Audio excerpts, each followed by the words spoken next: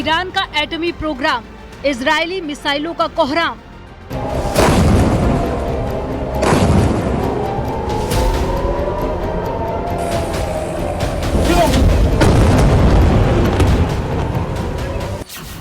Iran Israel से भिड़ा, middle east में भयंकर युद्ध छिड़ा।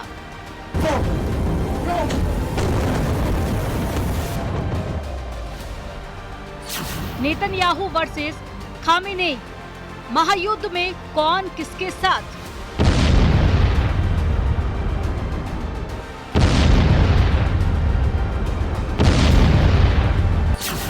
इजराइल ईरान महायुद्ध।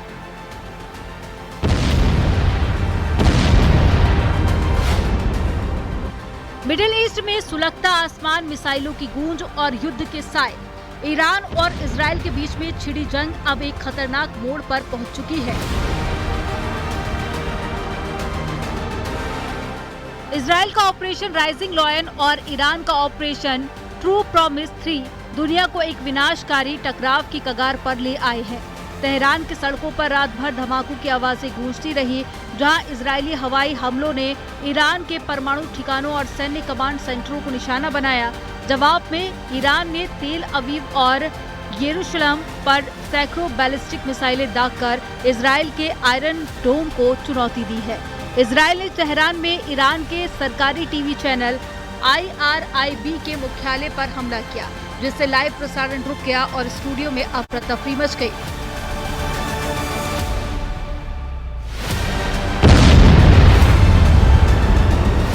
दूसरी ओर ईरान के सुप्रीम लीडर अयातुल्ला खामेनेई के बंकर में छुपे होने की खबर है, जबकि इजरायली PM नेतन्याहू ने दावा किया है कि खामेनेई के खात्मे से ही ये जंग रुकेगी।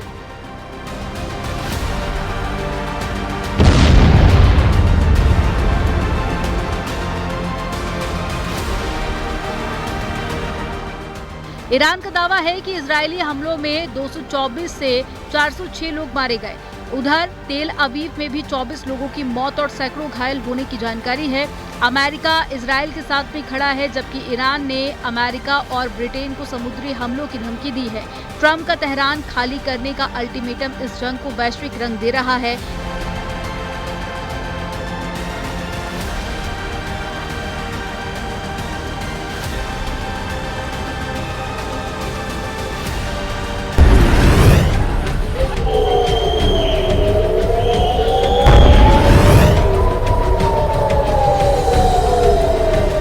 क्या ये युद्ध थमेगा या दुनिया को महायुद्ध की आहट सुनाई दे रही है?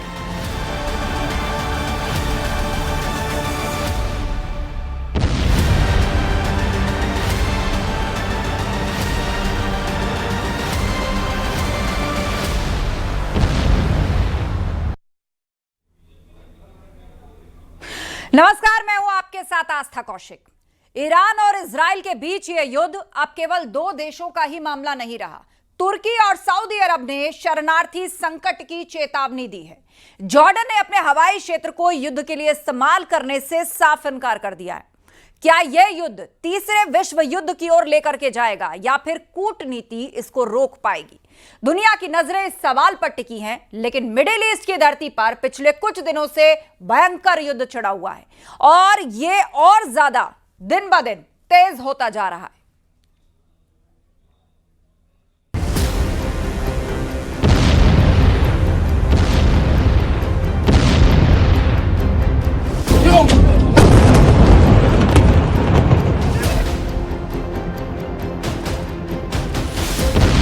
मिडिल ईस्ट में आग की लपटें, मिसाइलों की गूंज और युद्ध का तांडव।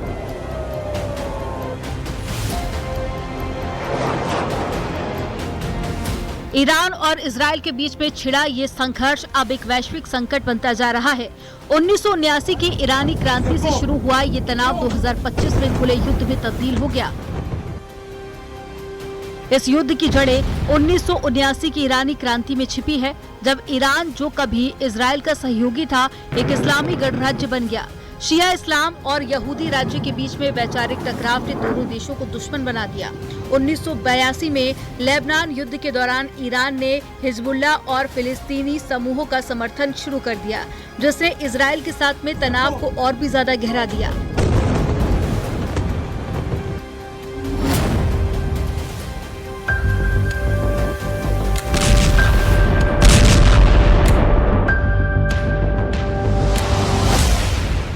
7 अक्टूबर 2023 तक जब ईरान समर्थित हमास ने इजराइल पर हमला किया, इस हमले में 1200 इजरायली मारे गए, जिसने इजराइल हमास युद्ध को जन्म दिया। इजराइल ने जवाब में गाजा, लेबनान में हिजबुल्लाह और सीरिया में ईरानी ठिकानों पर हमले शुरू किए।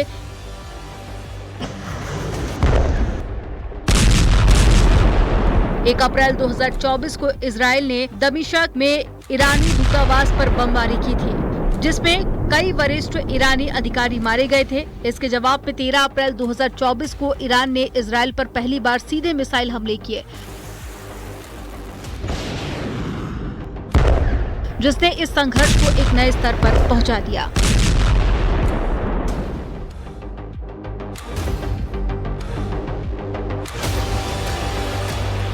अब 2025 में ये तनाव खुले युद्ध में बदल गया। इजराइल ने ऑपरेशन राइजिंग लॉयन के तहत में ईरान के परमाणु और सैन्य ठिकानों पर बड़े पैमाने पर हवाई हमले शुरू किए।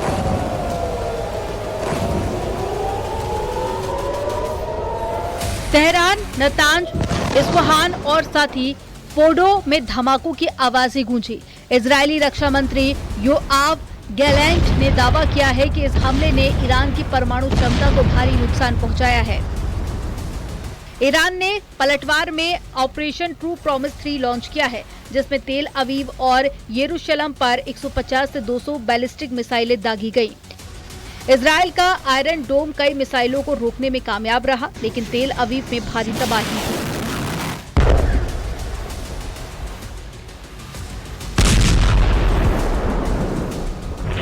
इस युद्ध का सबसे दर्दनाक पहलू है मानवीय क्षति। ईरानी मीडिया के मुताबिक इजरायली हमलों में 78 से 406 लोग मारे गए, जिसमें ज्यादातर नागरिक थे। तेहरान के रिहायशी इलाकों में हमलों ने बच्चों और महिलाओं की जान ले ली।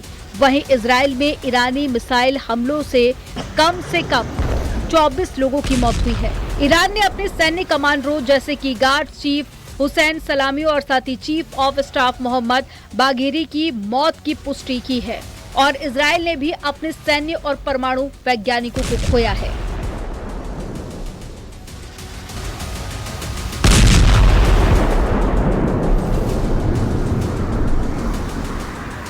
ये युद्ध अब मध्य पूर्व तक सीमित नहीं है। अमेरिका ने इजराइल का खुलकर समर्थन किया, मिसाइलों को रोकने की मदद की और अपने युद्धपोतों को इस इलाके में तैनात किया। राष्ट्रपति डोनाल्ड ट्रंप ने तेहरान को तत्काल खाली करने की चेतावनी दी। ईरान ने जवाब में अमेरिका और ब्रिटेन के जहाजों पर समुद्री हमले की धमकी दी।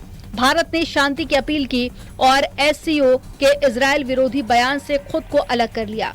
भारत ने ईरान में फंसे अपने नागरिकों, खास करके छात्रों को निकालने के लिए ऑपरेशन शुरू किया और आर्मेनिया बॉर्डर से 100 लोगों का पहला जत्था निकला। और G7 समिट में पीएम मोदी ने इस संकट पर चर्चा की, लेकिन ट्रंप की अचानक वापसी ने कूटनीतिक प्रयासों को झटका दे दिया।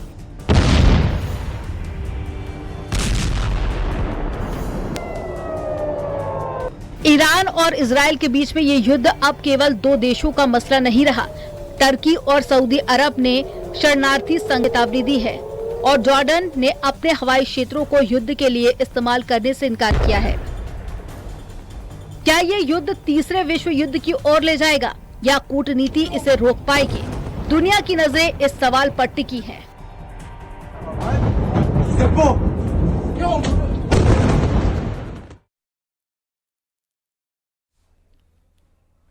ईरान और इजराइल के बीच में भयंकर जंग चल रही है। पूरे दुनिया इस टकराव को लेकर चिंता में है, लेकिन इस तनाव के बीच में इजरायली पीएम बेंजामिन नेतन्याहू का एक बयान आग में घी का काम कर गया। एबीसी न्यूज को दिए गए एक इंटरव्यू में नेतन्याहू ने कहा, अगर खामनेई को खत्म कर दिया जाए तो ईरान के साथ जारी ये संघर्ष और बढ़ेगा नहीं, बल्कि वही समाप्त हो जाएगा।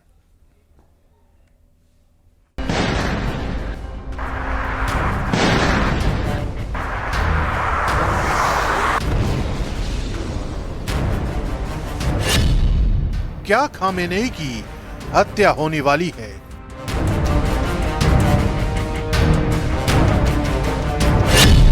क्या खामेनेई के अंत से ही जंग थमेगी?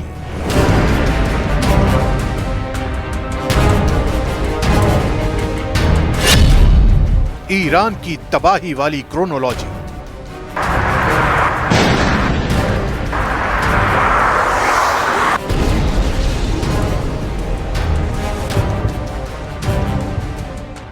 दुनिया सहमी हुई है। पश्चिम एशिया बारूद के ढेर पर बैठा है और इस बार चिंगारी छेड़ी है इजराइल के प्रधानमंत्री बेन्यामिन नेतन्याहू ने। ईरान और इजराइल के बीच खुली जंग छिड़ चुकी है और इस जंग के बीच नेतन्याहू का एक इंटरव्यू सामने आया है जिसने पूरी दुनिया को हिला कर रख दिया है। एबीसी न्यूज को दिए गए इंटरव्यू में बेन्यामिन नेतन्याहू ने कहा है, अगर ईरान के सुप्रीम लीडर अयातुल्लाह खामेनेई को खत्म कर दिया जाए तो ये संघर्ष और नहीं बढ़ेगा बल्कि यहीं खत्म हो जाएगा। मतलब साफ है, अब सिर्फ रॉकेट नहीं बल्कि हिट लिस्ट की बातें हो रही हैं और अब जंग सिर्फ जमीन पर नहीं बल्कि लीडरशिप लेवल तक पहुंच चुकी है। ये वो बयान है जो इतिहास के पन्नों में दर्ज होगा, क्योंकि जब एक देश का प्रधानमंत्री खुलेआम दूसरे देश के सर्वोच्च नेता की हत्या की बात करे तो समझ लीजिए कि जंग किस भयानक मोड़ पर पहुंच चुकी है। इजराइल के पीएम बेन्यामिन नेतन्याहू का यह बयान ऐसे वक्त में आया है जब ईरान की तरफ से इस संघर्ष को रोकने के लिए अमेरिका से दबाव डालने की अपील की गई है। ईरान के विदेश मंत्री अब्बास अरागची ने कहा है, नेतन्याहू जैसे नेता को चुप कराने के लिए वॉशिंगटन से सिर्फ एक फोन कॉल काफी है और यही एक कदम कूटनीति की वापसी का रास्ता खोल सकता है। लेकिन ईरान के विदेश मंत्री के इस बयान के अमेरिका के लिए कोई मायने नजर नहीं आते। खुद अमेरिका के राष्ट्रपति डोनाल्ड ट्रंप ने ईरान को डायरेक्ट वार्निंग दी है और कहा है, इससे पहले कि देर हो जाए ईरान को बातचीत के लिए तैयार हो जाना चाहिए। ईरान ये युद्ध नहीं जीत रहा है, देरी से पहले ईरान की सरकार को बातचीत कर लेनी चाहिए। यानी पश्चिम एशिया में उठी तबाही की ये नई लहर अभी और भयानक होने वाली है। यही वजह है कि अमेरिका के डिपार्टमेंट ऑफ स्टेट ने लेवल 4 ट्रैवल एडवाइजरी जारी की है। यह एडवाइजरी इजराइल, वेस्ट बैंक और गाजा में रहने वाले अमेरिकी नागरिकों के लिए जारी की गई है। इसके साथ ही अमेरिकी सरकार ने कुछ नॉन इमरजेंसी स्टाफ और उनके परिवारों को अधिकृत रूप से रवाना होने की इजाजत दे दी है। इस एडवाइजरी के जारी होने का मतलब यही है कि पश्चिम एशिया में हालात बद से बदतर हो सकते हैं, क्योंकि एक तरफ अमेरिकी सरकार ईरान को सख्त चेतावनी दे रही है तो दूसरी तरफ इजराइल के पीएम बेन्यामिन नेतन्याहू ने ईरान के सुप्रीम लीडर के अंत की स्क्रिप्ट लिखनी शुरू कर दी है।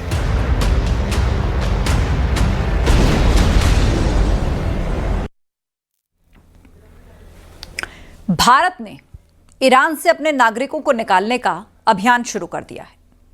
100 से ज्यादा भारतीय छात्रों का पहला बैच अब ईरान से निकलकर आर्मेनिया की सीमा तक पहुंचेगा, जहां से फ्लाइट के जरिए फिर उनको भारत लाया जाएगा, क्योंकि हर बदलते वक्त के साथ ईरान में स्थिति बेहद खराब होती जा रही है। ईरान ने जो अग्रेसिव अटैक इजराइल पर किया है, ताबड़तोड़ बैलिस्टिक मिसाइल जो इजराइल के ऊपर गिराई हैं, उसके बाद अब सबकी निगाहें टिकी हैं कि अब इजराइल इसका कैसे जवाब ईरान को देगा। दूसरी तरफ बेंजामिन नेतन्याहू ने खौमनई को लेकर जो कहा है, उसके बाद तो पूरे विश्व में चर्चा यह हो रही है कि आखिर इजराइल क्या बड़ा करने जा रहा है। लेकिन एक बात तो तय है कि इजराइल खामोश नहीं बैठेगा। इजराइल की जंग जिस जिस से हुई है उसका मुंह तोड़ जवाब अब तक इजराइल देता आया है।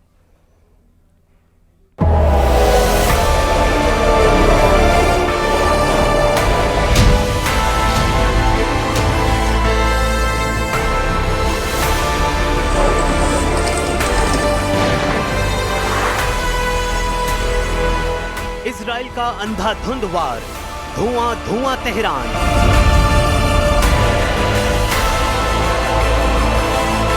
इजराइल के हमलों से ईरान में भगदड़। तेहरान छोड़कर भाग रहे लोग, पलायन के बीच तेहरान की सड़कें हुई जाम। इजराइल के भीषण हमलों के बीच ईरान की राजधानी तेहरान से भारी संख्या में लोगों का पलायन शुरू हो चुका है।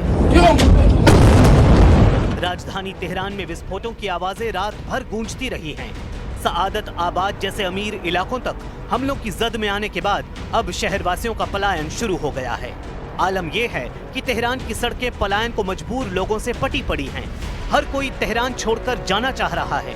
इजराइल की तरफ से की जा रही जबरदस्त बमबारी से डरे लोग तेहरान की सुरंगों, तहखानों में छिपने को मजबूर हैं। जिस जगह पर आम लोग शरण ले रहे हैं वो 1980 के दशक के दौरान ईरान इराक युद्ध में किया गया था।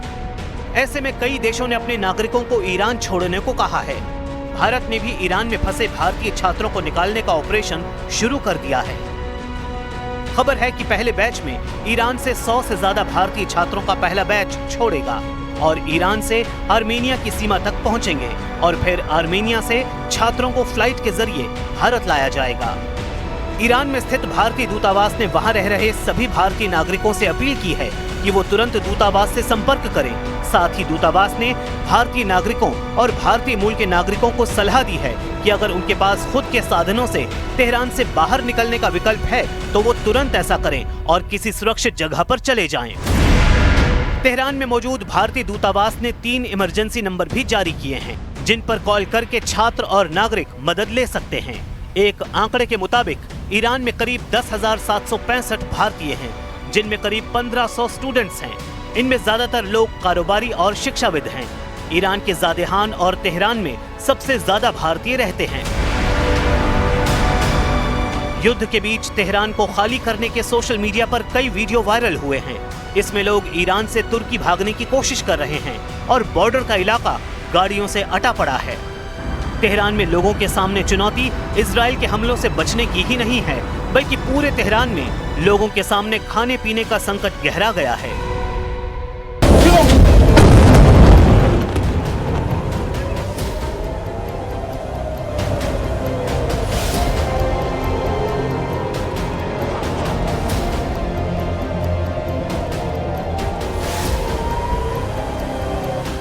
तेहरान में फिलहाल दुकानें बंद हैं, बाजार सूने पड़े हैं और ऑफिस आने से लोग कतरा रहे हैं।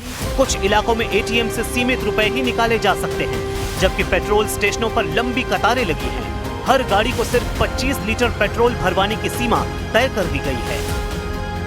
ईरान की राजधानी तेहरान से भागने की कोशिश में कई लोग फंस गए हैं। न्यूज एजेंसी एपी के मुताबिक ईरानी हवाई क्षेत्र बंद होने और टैक्सी न मिलने की वजह से लोग बॉर्डर तक नहीं पहुंच पा रहे हैं।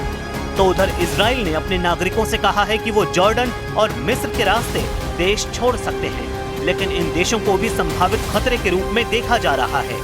इस पूरे हालात ने पश्चिम एशिया में डर और अराजकता फैला दी है। लोग सुरक्षित स्थानों की तलाश में हैं, लेकिन रास्ते बंद हैं और विकल्प सीमित हैं। इतना ही नहीं, जिस तरह की चेतावनी लगातार दी जा रही है उससे भी समय की भी कमी है, क्योंकि अमेरिकी राष्ट्रपति ट्रंप लोगों से पहले ही जल्द से जल्द तेहरान खाली करने की बात कह चुके हैं।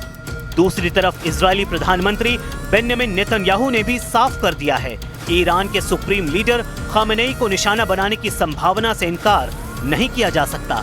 हम वही कर रहे हैं जो हमें करना है। नेतन्याहू ने दावा किया कि खामेनेई को निशाना बनाना संघर्ष को बढ़ाएगा नहीं बल्कि इसे खत्म कर देगा। यानी अमेरिका और इजराइल दोनों के ताजा बयान इस बात का ऐलान है कि ये युद्ध अभी रुकने वाला नहीं है।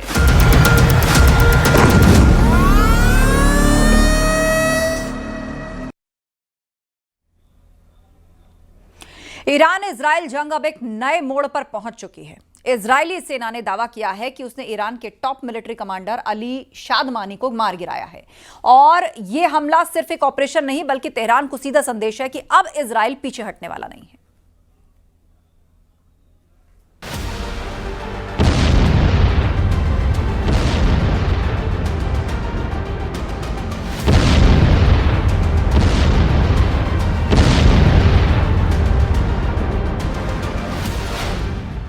ईरान इजराइल में महाजंग।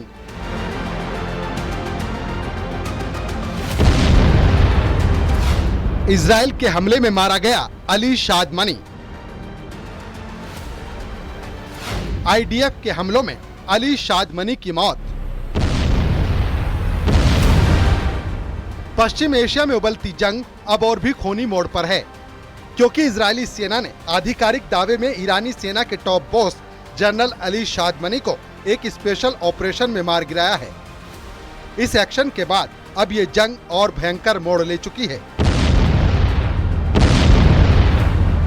शादमनी ईरान की रिवॉल्यूशनरी गार्ड्स की रणनीति के मास्टरमाइंड माने जाते थे। ये वही शख्स थे जिन्होंने सीरिया, इराक और लेबनान में ईरानी प्रभाव को सैन्य रूप से मजबूत किया। शादमनी की मौत तेहरान की सैन्य रीढ़ पर एक सीधा वार मानी जा रही है। इजरायल का यह ऑपरेशन न सिर्फ ईरान को चौंकाने वाला है, बल्कि एक साफ संकेत भी है कि अब बात सीमाओं की नहीं, सरगनाओं की है। तेहरान ने हालांकि इस हमले की पुष्टि नहीं की है, लेकिन ईरानी सोशल मीडिया और अधिकारियों की चुप्पी बहुत कुछ कहती है।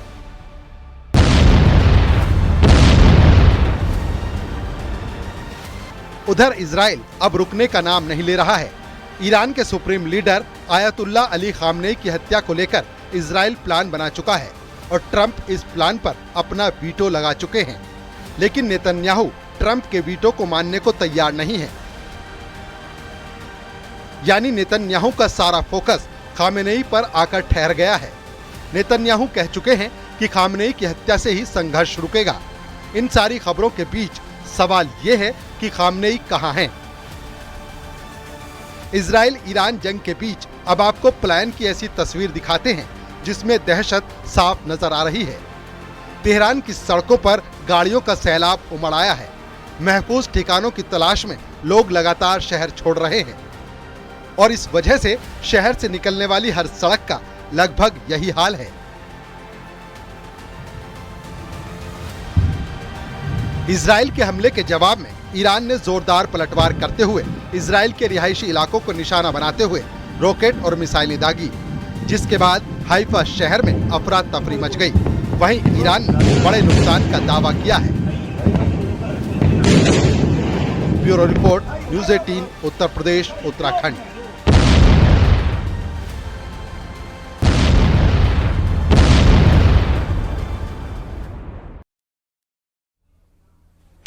ईरान और इजराइल के बीच में जो जंग चल रही है उसके तहत अब वहां से छात्रों को सुरक्षित बाहर निकाला जा रहा है। एक तरफ ईरान का दावा है कि उसने इजराइल में बड़ा नुकसान कर दिया है और ऐसे में इजराइल और ईरान दोनों के ही अंदर जो भारतीय एम्बेसी है उसने ये एडवाइजरी जारी की है कि जो लोग अपने खर्चे पर वहां से हट सकते हैं वहां से हट जाएं और जो लोग ऐसी जगहों पर फंसे हैं जहां पर मिसाइल्स गिर रही हैं या एक्टिवली जंग चल रही है वहां से उनको सुरक्षित स्थानों पर जल्द से जल्द पहले बैच को भेजा जा रहा है। इस खास पेशकश में इतना ही। खबरें जा रही हैं, बने रहिए हमारे साथ।